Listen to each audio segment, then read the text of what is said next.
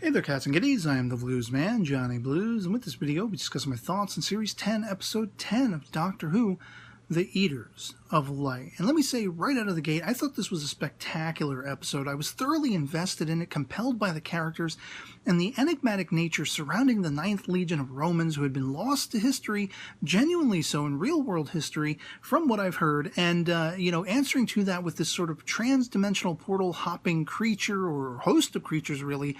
It really harkened back to me certain elements of classic Doctor Who as well as modern. And of course, I have taken to jotting down my customary list of things that reminded me of watching this episode, which I will be getting to shortly. But I just had a blast watching this episode, and I wanted to sort of introduce a pseudo-guest, if you will. Unfortunately, it's not my sis, who is sick as of the time of this recording. After having watched the episode, she couldn't really partake in the video. But it is actually Peter Capaldi himself, the 12th Doctor. You heard me correctly, in action figure form. We can't afford Peter Capaldi on this show. No, I was very fortunate to be able to track this down, this particular figure, Series 9, Girl Who Died version of the 12th Doctor on Amazon, on the stateside Amazon website, and it was affordable. I had to jump on it. I had already previously gotten the Series 8 Doctor figure, and I was not entirely impressed with it. I was like, okay, well, this is the best we can get, I'll take it. But as soon as I saw this particular version of the Doctor, the hoodie-wearing Doctor, I fell in love and I had to have it, and was very fortunate that I got my hands on it. There's an alternate version of this particular figure, where rather than wearing the sort of white jumper with red and pink floral pattern, as you can see on this particular version, he's wearing the black sweater with the holes in it, as you've seen more so ever since then, all through Series 9 and Series 10 thus far. And I desperately want to get my hands on that one as well. But I digress.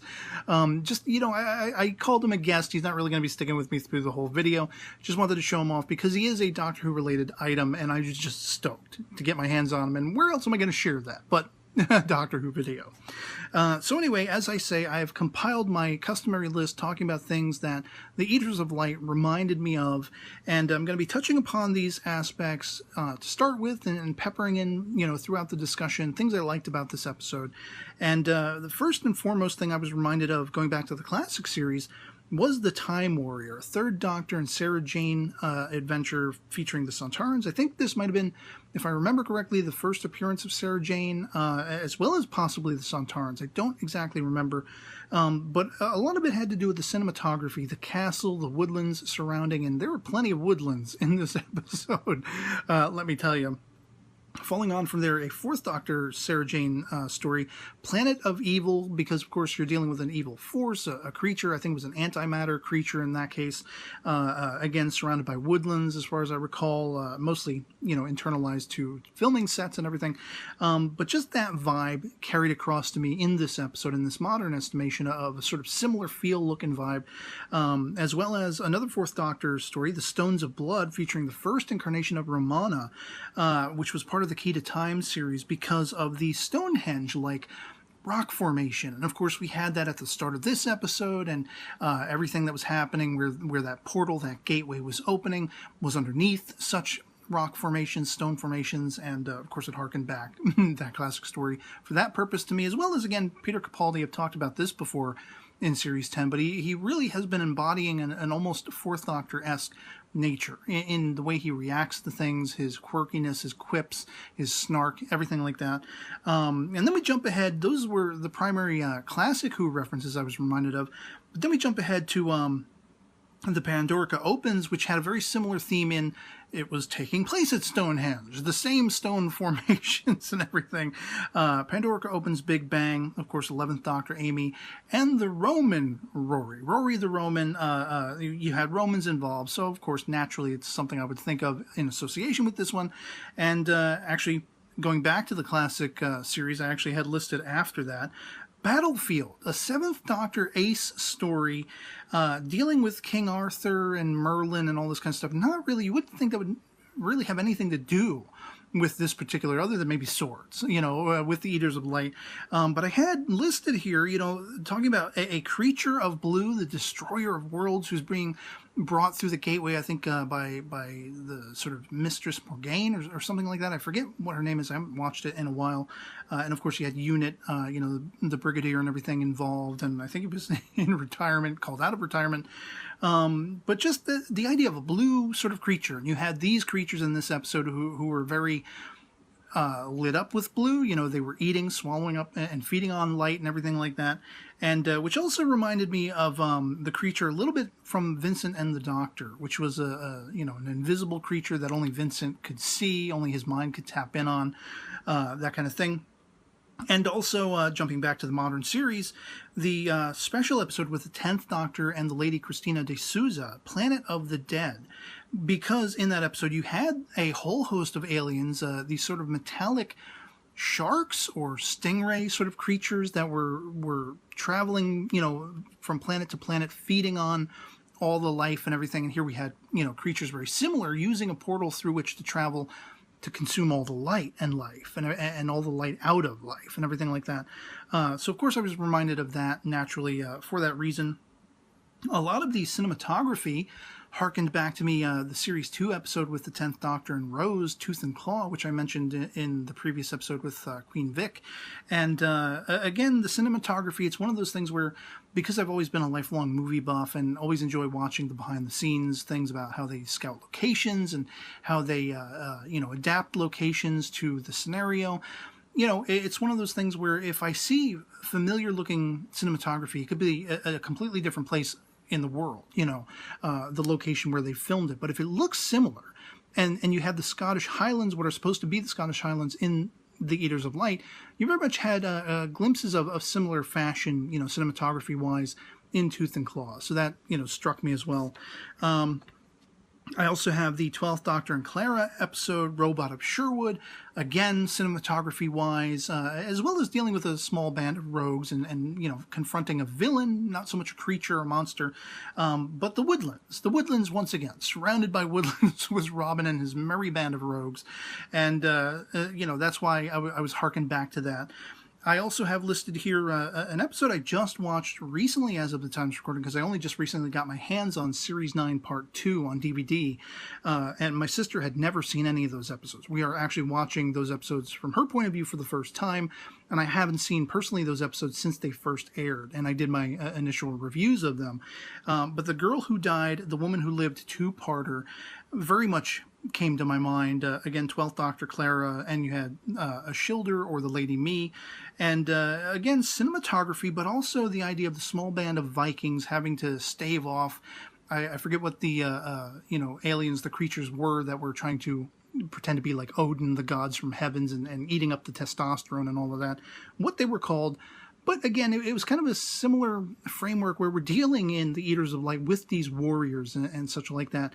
And one that I have to call out, the one who stole the show, the guest actress for me who stole the show, was a girl by the name of Rebecca Benson, who played the main sort of warrior girl, Carr. And you find out the crows that are cawing all through the episode, they're supposed to be saying her name to remember her and honor her memory and everything like that, which I thought was really sweet in the end, although I was operating under the assumption where the crows somehow aligned to Missy, because it sounded at the start of the episode like they were saying, Doctor, like, with the way Missy has been, the malevolence that has been hidden there, and her trying to sort of schmooze the Doctor, and you're not sure if she's being genuine or not. I was like, is this somehow her trying to contact him or an alternate version of the Master because of the Black Crows and how they're associated with evil and dark magic and all these things.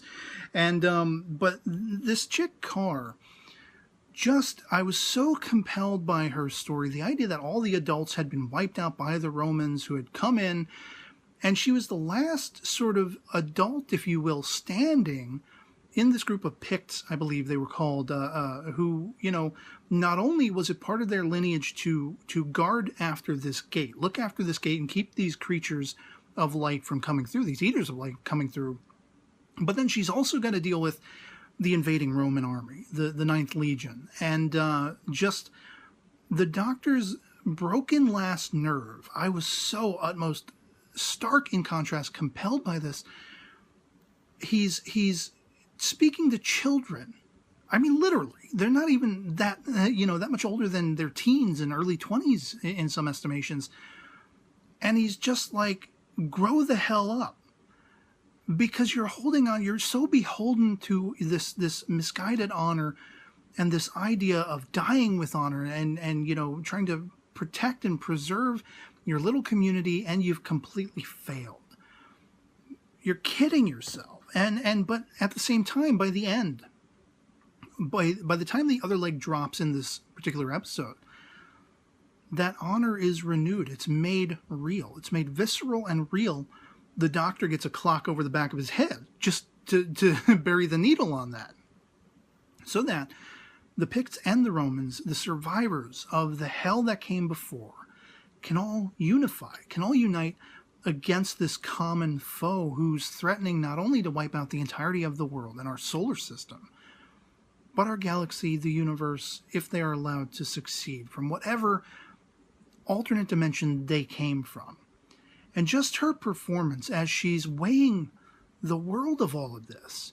I was reminded, I wrote down in my notes, I was reminded of, one part Leela from the classic series because of the warrior woman thing, and she always had her dagger at the ready, as well as Jamie McCrimmon from the Second Doctor era, because he too always had a dagger at the ready, and he was Scottish, from the Scottish Highlands and everything. I really want to get my hands on the story that, showcased his first appearance. I don't even know if it actually exists on DVD. I think it does. I'm not sure. Correct me in the comments whether or not that's the case, because I would like to see that at some point, if it does exist on DVD or on film or whatever. But yeah, this character of Kara, I was really compelled by her character and the emotion that is brought forth when she realizes what she needs to do. She actually needs to back down. Because of her failure, she needs to own up to it, but she needs to back down and actually take the assistance, take the helping hand the Doctor is offering to her. If she has any hope of actually making up for the mistakes she's made previously, because her whole community, her brother and all, are so looking up to her and expecting the best from her. And there's only so much she can do on her own. And she really, truly womans up by the end. And I was just really rocked by that. As well as, of course, the regulars' performances. Peter Capaldi, I just cannot speak to how much I love his incarnation of the Doctor, how much I love his performing in the series since his debut. He is the center point of every scene he is in, and there's a magnetism there. I'm drawn to him, much as I was the Tom Bakers and the first Doctors and all that stuff in the classic series. And I mean, it's just he's a miracle in this role, and especially trying to extend that olive branch to the Picts, to this girl Kara and her people. All of which coincided with, he had Nardole right there, and they throw the popcorn on the fire, which had me laughing my ass off. And, later on in the episode, Bill's like, about, does everyone sound like children? And he's like, well, not everyone. And then Nardole's like, oh, well, thanks. He's like, not you. I love Matt Lucas. I love his, version of Nardole, the humor, the wit. And taking the Doctor to task, he actually did get up in the Doctor's face once again, especially when he found out about Missy, but more on her in a moment, not being in, by the way, the vault, being in the TARDIS, having free reign of the TARDIS. Are you mad, Doctor? Anyway, as well as, of course, Pearl Mackie as Bill, although I have to say, her falling down into pits in the modern equation is kind of becoming the modern equivalent of all the times Carol Ann Ford's Susan would trip and hurt her ankle while they were, giving chase away from whatever the villains were in the historical piece or the creatures, the alien creatures. It's kind of becoming that in-joke. If you go back to the Five Doctors, it even happens there. It's so many years later, and Susan is reunited with her grandfather, the Doctor, as played by Richard Hurndall, because Hartnell had unfortunately passed away as of that time, that, piece is recording. But I thought it was funny, like, didn't Bill just fall into a cavern, a well, or whatever, like the last episode, and then a couple episodes before that? I mean, how many holes is this chick gonna fall into? But I liked her, rapport that she was growing with the Romans in this particular Ninth Legion, and at least the sort of what they considered themselves to be cowards, and they had gone AWOL. They had run away from the creature while the rest of their legion had owned up to it and faced up to it, and they were all wiped out for it. So of course, the better part of valor is sometimes running away, tucking tail and running, living to fight on another day. And I like that she brought that reasoning to them and could sort of speak on their level, because you had the one character who was, flat out gay. You had another character who was bisexual. And of course, there were certain, if you read back through history, the history books with, Rome and everything like that, there were a lot of progressive aspects to their society. Unfortunately, it ended in downfall, but their own ruination. But there are still some intriguing footnotes to their place in history, their society, that coincides a little bit with our modern world, our modern sophistication and way of being and things like that. And so I thought it was cool that, Bill made that association and used it in interacting with these characters who could have otherwise just killed her outright and not trusted her. I mean, that was almost what happened when they first were introduced to her. As well as I like that it's like episode 10 of series 10. It's the 10th episode, and only now Bill is realizing about the telepathic circuit in the TARDIS, the translation matrix. But I will say this. I loved the fact that they made that association, but then she's like, oh, and it lip syncs. I love that. It lip syncs. That's why they look like they're speaking English and they sound like they're speaking English. Okay, that was a nice little turn of phrase there, because it gives a nod back to all of the classic Doctor Who series where it was never explained, or if it was, it was vaguely explained, and or it was a question left hanging that wasn't quite answered, such like that. And I just loved that. I love that. Oh, they lip sync. I love the nod. And so to finish out this discussion video, I want to bring up Missy.